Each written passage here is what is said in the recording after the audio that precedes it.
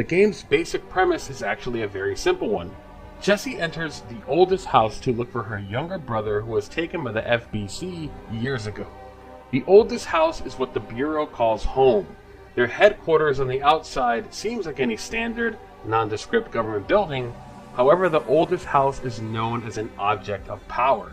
Despite its normal appearance, the walls of the building itself can house alternate dimensions and bend itself beyond physical limits. It just so happens that she also isn't the only newcomer on this day. A force only known as the Hiss has invaded, and amidst this chaos, she will push you to find the answers she seeks. Jessie, the workers trapped in the oldest house, and the relationships between the paranormal and the Federal Bureau of Control make for Remedy's best world to date. Nothing is as it seems, and everything comes at you in angles that are unexpected. Control is a clear love letter to the weird pulp sci-fi tales from the 50s. A major reason the story hits so hard is due in part to how it's presented. Remedy titles have always been pretty linear experiences. Start to finish, you will start on one end and take in all of the game's story on your one-way path to the ending. This formula has always been their balance, and in certain cases such as Quantum Break, the way they handled story threw that balance off. Their best games have always struck a fine middle ground between moment-to-moment action mixed with exposition and bizarre story elements. Control represents the biggest change in design philosophy for the studio.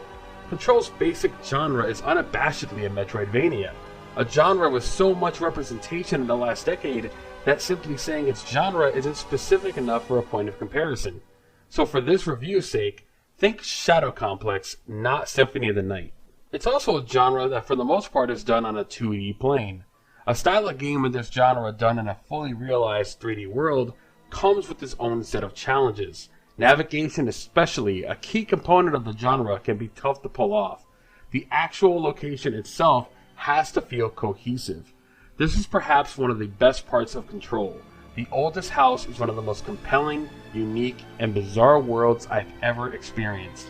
Every single new section feels like it belongs, and despite the seemingly boring setting of an office building, this location is anything but.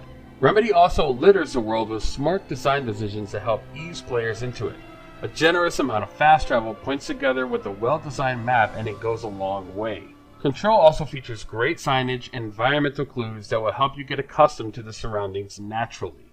Control's world and story are brought to life with excellent gameplay. Control is a third-person shooter. The hook here is the shooting itself. Jessie has one weapon, and this weapon is very unique. This one gun can change forms into the standard archetypes you'd come to expect. Shatter is a devastating shotgun, Pierce is a long-range sniper rifle, Grip is a standard pistol, and so on. Now with Remedy, everybody knows her action is never that straightforward.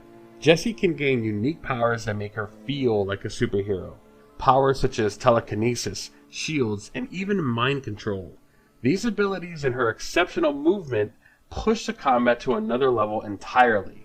Remedy handles the expanded power set with finesse and grace. The core gunplay is as good as it's always been. It's one of their trademarks. Loud, powerful, and satisfying guns combined with great hit detection and enemy reactions. Powers can complicate that, especially if they feel clumsy to pull off. This is where Control really separates itself from everybody else in the third-person shooter space. They design action with core gameplay elements in mind to create harmony. The choice to have one gun that transforms, for example, isn't just a cool sci-fi hook. It works off of recharging ammo, and the standard reload button other shooters implement is used in Control to swap between the two different forms. This small but important change opens up the controls and helps seamlessly incorporate an expanded power set without making it clunky. In late game fights, you will be dodging rockets while you're ripping off a piece of concrete and throwing it at a group of enemies as you shield yourself from their crossfire. Then you can leap and pop off a handful of headshots while mind controlling a sniper to help turn the tide of the battle.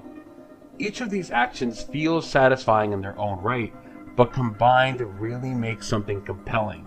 It's also helped with a pretty great assortment of enemy types and avoids the problems most games with powers have late game. Most games with powers always decide to make combat challenging in a lazy manner.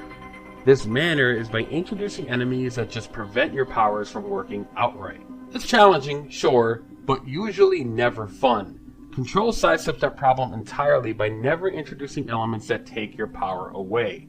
Instead, they mix up the enemy encounters that challenge players to use the entire toolset. It leads to a very rewarding sense of accomplishment and just feels good to do, even after hours and hours of combat. The core structure changing so much from the linear experiences of their past also brings other changes with it. Control features some slight RPG mechanics without straying into a loot and grind experience. Skill points come from completing various side quests, and you will never have to sit and grind areas out for XP. In fact, if you just stick to the main story, you'll always be able to compete with the stronger enemies and complete the core storyline. However, the non-linear nature also can complicate the game in many unexpected ways. In a linear experience, all of the context for the story is laid out for you. Every player will see and experience all aspects of the plot in the same order. Control, by its very nature, subverts that.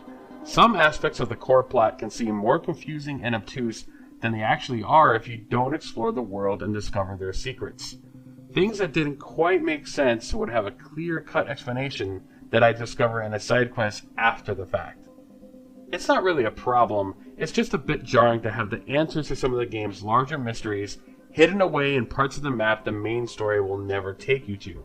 On one hand, it can lead to an overall story that can feel disjointed, but on the other hand, the rewards for exploring and player discovery are very satisfying. Outside of some minor upgrades, almost every single side quest you decide to embark upon will reward you with a much deeper insight into the unique and strange world these characters inhabit. Visually, Control is a stunning accomplishment. Another Remedy trademark is their willingness to incorporate new graphic technology to push their gameplay forward. The intense particle effects and environmental destruction aren't just fancy tech thrown around to sell graphics cards, it's vital to the action. Most of the powers Jesse and the enemies use take advantage of the very environment itself. Launch, for example. If you don't have anything around to grab, pieces of concrete, marble, and granite will be ripped dynamically from the world itself. The game never fakes anything you or the enemies use. Not only does it lead to very visually intense affairs, it also lends itself to dynamic combat and gameplay, as situational awareness is used for more than just which piece of cover you're going to try to hide behind. Also, unlike their previous games, Control also features a pretty fantastic post-story content to partake in. I don't want to spoil anything, but Control is the most replayable game Remedy has ever created. As I was thinking back on my time with Control, it's hard to come up with any real issues. Some of my gripes are core components of the Metroidvania genre itself, and not so much with Control. For example, constantly respawning enemies when you need to backtrack for story purposes can get a little cumbersome after a while. Luckily, the combat is so much fun that it never felt like busy work, but dying at the end of a long multi-stage encounter will respawn you at your last control point, which usually mandates a quick jog back to where you were to start the fight over again. It wasn't an issue for me. However, if you die in certain fights repeatedly, I can see the lack of combat checkpoints becoming a problem for some. Overall, Control is a fantastic experience, one part Shadow Complex, one part Remedy special sauce, and all of it weird. It feels like the creation of a Remedy gaming universe, as Control has elements of Remedy's lineage in every aspect of its DNA, while embracing new design to create something truly unique. I give Control a 9 out of 10. I'm glad to see Remedy back at it, and after Quantum Break stumbled a little bit, Control reins it back in and is one of their best games and is the most gameplay-packed game they have ever created at the studio.